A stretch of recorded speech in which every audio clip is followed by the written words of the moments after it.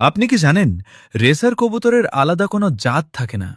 Racer কবুতরের থাকে blood line.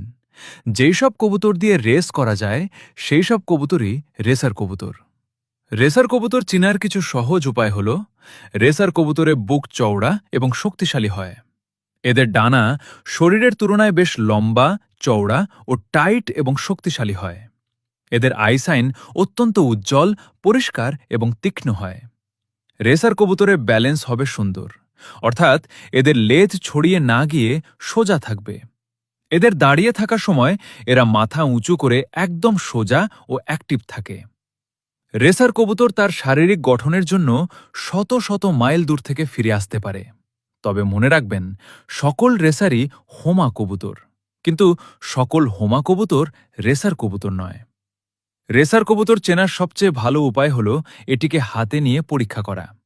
খাঁটি রেসার কবুতর হাতে নিলে এরা শরীরকে বেশ শক্ত ও টান টান করে রাখে এবং এদের ওজন সাধারণ কবুতরের চেয়ে কিছুটা ভারী মনে হয়। এরকম গুরুত্বপূর্ণ তথ্য পেতে পেজটি ফলো দিয়ে রাখুন।